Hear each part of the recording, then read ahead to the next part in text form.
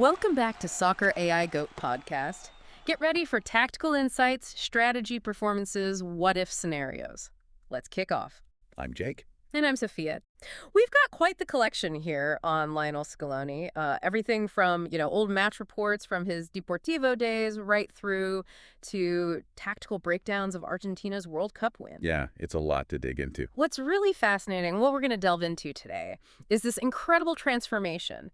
How did this, fiery player, the one famously yelling, "We ruined their party, we ruined their party," after that Copa del Rey win, how did he become this composed World Cup winning coach? That's a great question. It's a journey, all right? Yeah. Packed with insights, and yeah, like you said, something many fans have definitely noticed and talked about. Absolutely. So thinking back to his time at Deportivo La Coruña, roughly 1998 to 2006, our analysis shows a player who was, incredibly versatile. Yeah, he played right back, right midfield, I think even central midfield sometimes. Exactly. A real workhorse, intensely committed, always seemed tactically disciplined.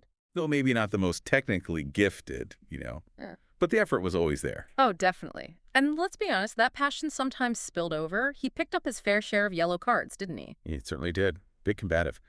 But that passion is also kind of what made him memorable, right? Yeah. Take that Copa del Rey win against Real Madrid you mentioned. Yeah. That image of him celebrating, just so raw, barefoot, in his underwear, it really sticks with you. Shows that deep competitive fire. It really does. And even his Deportivo debut was a bit chaotic, wasn't it? Sort of a snapshot of his early career. What happened there again? He came on as a sub, then just like 3 minutes later had to be subbed off again because the keeper got sent off. Oh, wow. And to top it all off, his shirt had the wrong name, Leo Scaloni, instead of Leo. Talk about a whirlwind start. Yeah, classic. He initially wanted to play further up the pitch, apparently. Oh, really? Yeah, but he found his niche at right back. And despite that, he became just a vital part of Deportivo's golden era. He really embodied that underdog spirit they had. He was definitely a key part of that historic La Liga winning side in 1999-2000. Huge achievement. And played a crucial role in those unforgettable Champions League runs, including that incredible comeback against AC Milan. Oh, legendary stuff. Those are Yeah. special nights. Plus, he bagged a couple of Supercopa de España titles there, too. Right. And what's interesting, still a respected leader in the dressing room. His commitment just resonated, Yeah, that makes sense. And there were those little quirks, too, right? Like his superstition and that fear of flying. Oh, yeah, I read about that. Didn't he often travel back from away games in Spain with his dad in their car? Yeah, that's some serious dedication, or maybe just serious fear. Uh-huh. Probably a bit of both. And let's not forget that decisive goal against Hamburg in Deportivo's Champions League debut. Which one was that? The story goes he just closed his eyes and smashed it, put his laces right through it. Pure heart, pure energy really sums up his playing style, doesn't it? It totally does, exactly. And there were other moments, too. A goal against Racing Santander after that amazing back heel from Gelminia. Oh, yeah. A lucky deflected winner against the same team, even one that hit the post and the goalkeeper before going in. Pretty scrappy sometimes. Took them any way they came. And he was even named man of the match in a game in Guadix, apparently. It wasn't always about dazzling skill, but he definitely found ways to make an impact. Definitely. Our analysis of his playing style really points to this incredible pure energy. The fact that he supposedly only needed like 4 or 5 hours of sleep, that says a lot about the intensity he brought. Wow, yeah. So, okay, you get this picture of Scaloni the player. A real competitor, hard as nails, maybe a bit fiery, but a crucial part of a really successful Deportivo team. But when you look back at that player, were there any hints, anything suggesting he'd become this, calm and collected coach leading Argentina to World Cup glory? Well, if you sort of connect the dots. Yeah. Even back then, you could maybe see some foundational elements. Our analysis suggests his tactical awareness, even if he wasn't, like pulling the strings in midfield combined with that relentless work rate. Yeah.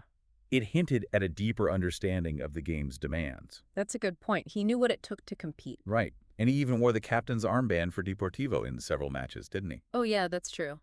Which speaks to some level of leadership even back then. And think about who he played under. Some really astute tactical minds guys like Marcelo Bielsa. Yeah, big names. You got to imagine that absorbing their approaches, their philosophies, it must have had a significant influence on how he eventually came to view the game from the sideline. Okay, so let's unpack this transformation then, because as many fans noticed, it is a big shift. How does that intense, sometimes hot-headed player become this seemingly calm, composed, pragmatic coach we see now? It's striking, isn't it? As a player, his focus was so much on the immediate battle, that intense physical and mental fight, moment to moment. Right. As a coach, he's had to cultivate a much broader perspective, a sense of patience, and the ability to manage the emotional roller coaster of managing at the absolute highest level. And his tactical growth as a coach seems immense. He was a solid fullback, sure, but no one really pegged him as a future tactical genius, did they? Not really, no. Yet, as Argentina coach, he's shown a real grasp of modern football, building defensively sound teams that can also attack with purpose. And his ability to make those crucial tactical tweaks during matches, that's been a real hallmark of his success. Definitely. Think about the 2022 World Cup.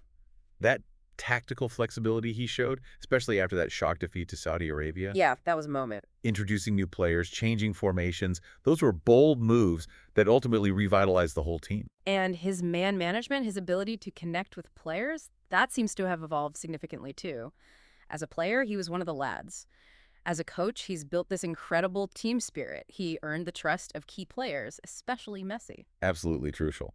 Our analysis highlights how vital that strong team culture was for their World Cup win. So it raises a compelling point. Could anyone watching him play have truly predicted this level of coaching success? Honestly, probably not. He wasn't seen as this uh, tactical visionary waiting in the wings. His initial appointment as Argentina coach, well, it was met with a fair bit of skepticism, wasn't it? Yeah, it definitely was. Seen as a temporary fix by many, his journey has been pretty unexpected. Very much so.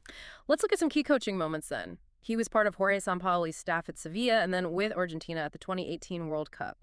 What do you think he took from those experiences, even though 2018 didn't go well for Argentina? Well, even in a tough situation like the 2018 World Cup, just being on that coaching staff, it would have given him invaluable firsthand exposure.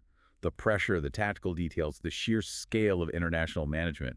He'd have seen what worked, and maybe more importantly, what didn't work. Good point. Learning from mistakes, maybe? Then he took charge of the Argentina U20s, found success there, and that paved the way for the senior job. It does feel like a really rapid, almost unforeseen ascent. It does. Yeah. But when you look closely at his time with the senior squad, his tactical adaptability, especially during the 2022 World Cup, really stands out. We mentioned the post-Saudi Arabia adjustments, but his strategy in the final against France, that was masterful too. Oh, yeah. The final. That bold decision to start Di Maria in a 4-3-3. It completely threw France off in the first half, didn't it? Totally. And the way Argentina controlled the midfield, Mm. pressing high, disrupting France's rhythm, it was a tactical clinic for large parts of that game. And his plan for dealing with Mbappe, making sure he was constantly double-teamed, denying him space, absolutely crucial. Right. And even when France roared back, Scaloni's substitutions, his tactical tweaks, they helped Argentina regain some control and ultimately get over the line. Those in-game adjustments really showed a top-level coach. Yeah, definitely earned that Best FIFA Men's Coach Award in 2022. And it's not just the World Cup, is it? Think about that huge 4-1 win over Brazil in March 2025. And that was without Messi. Huge result. Argentina's first home qualifying win against Brazil in, what, 2 decades? Yeah, and it even led to Brazil sacking their coach. That really underlines the strength and tactical flexibility he's built into that squad, even without their main man. Exactly. He essentially had to rebuild that Argentina team after the disappointment of 2018. Modernized the squad, fostered this incredible unity, and established a clear, effective tactical identity. And, going back to his playing days, it's interesting. As a coach, he often seems to favor a more direct style when his teams win the ball back. Yeah. It kind of echoes that direct, maybe no-nonsense approach he valued as a player. Maybe so. His perspective on pressure is quite telling, too. He said something like, "Pressure is for people who wake up at 7 a.m. We have the responsibility to do our best for the team that pays us." Right. Very grounded, very pragmatic way of looking at his high-stakes job. Yeah. And there was also that moment where he publicly forgave Rafinha after some pre-match comments were made. Many fans saw that as real class, didn't they? Just diffusing a situation. Yeah, handled it well. Yeah. It all kind of connects back to this transformation, doesn't it? From that passionate player at Super Deportivo, where they were famous for upsetting the big teams. That's where that "we ruin their parties" spirit really came from. Exactly. To now, consistently leading Argentina to victories against the giants of world football. Our analysis suggests those experiences at Deportivo constantly battling as the underdog, significantly shaped this resilient, uh, giant-killing mentality he's instilled in the national team. It's like he's channeled that giant killer vibe he had as a player and just amplified it from the touchline as a coach. Yeah, seems like it. And you could also see the influence of people around him. His father, Angel, apparently known for his strong character, that undoubtedly played a role in his resilience. Hmm. And his brother Mauro's unwavering support throughout his career must have been a huge source of strength. Right. And it's interesting to hear about his somewhat difficult relationship with his former Deportivo coach, Joaquin Caparros, and how Scaloni contrasts his own communication style. What does he say? Something like, I talk well like him, but I'm straight. I go straight ahead. That directness really seems core to his coaching philosophy now. It does. It really highlights that evolution, doesn't it? Yeah. From a player who is all about action on the field to a coach who is clear, concise, and direct in his vision and instructions off it. So when you piece it all together, you really see this remarkable evolution.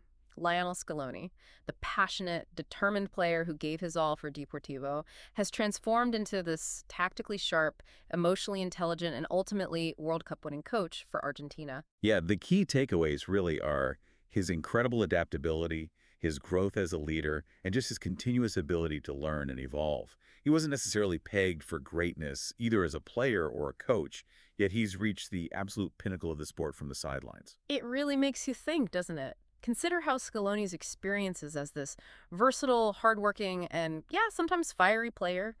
How did that ultimately shape his surprisingly calm and successful approach to managing at the very highest level? What does this deep dive into his journey tell you about the unexpected paths to leadership and mastery? That's a really good thought to end on. A lot to chew on there. Absolutely. Well, that's all the time we have for this deep dive into Lionel Scaloni's fascinating journey. It's been great exploring this. Likewise, really interesting stuff. Subscribe to the AI Goat podcast for more epic soccer deep dives. Thanks for tuning in.